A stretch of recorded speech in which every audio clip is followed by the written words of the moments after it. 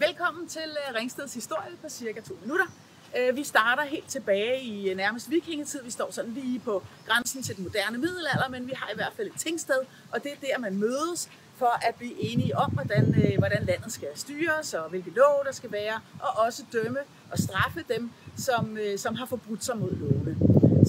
Så det er her, man gør det. Og på et tidspunkt, så kommer der så en rigtig konge, og det er Valdemar den Store. Han ombygger den lille Fredstenskirke, der lå her, til en stor kongelig gravkirke. Og der gravlægger han også sin far, Knud Lavard, som er blevet helgenkåret. Det er sådan en fuldstændig unik ting at have her i Ringsted, nemlig en rigtig helgen, der ligger lige hen i kirken, og man kan komme og besøge ham, og lige sådan sende ham en tanke ved hans grav.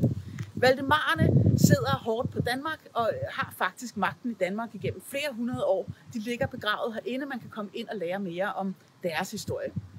Så kommer vi til reformationen. Der overgår alt klostergods til kongen, og han har brug for nogle penge, så han sælger eller udlodder en del af det der gods, så Ringsted Klosters jord ender på private hænder.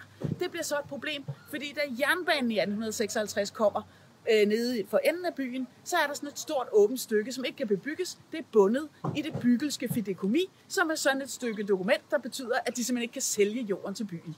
Masser af forhandlinger, 50 år, 1917, så kan man endelig få købt det her jord. Det bliver udstykket, der bliver bygget velfærdsbygninger dernede. Boligerne nede mellem den gamle by og banen er jo sådan nogle lys, luft og renlighedsbygninger, så alle borgerne kan få noget ordentligt at bo i. Jernbanen gør også, at der kommer et opsving i sådan entreprenørship. Det er også noget af det, som byen sådan er virkelig kendt for. Det er en af byens DNA, det er, at man virkelig er sin egen lykke smed her, og man er god til at få gode idéer, som kan sælge. Og det gør man så, og man har jernbanen til at fragte gods afsted. Nogle år senere, 1970, så kommer også motorvejen, som kan gøre det samme. Der kan man altså virkelig komme ud og ind af Ringsted. Dermed får Ringsted også sådan en funktion som pendlerby, der har billigt at bo. Man kan hurtigt komme ud til alle verdens hjørner på Sjælland.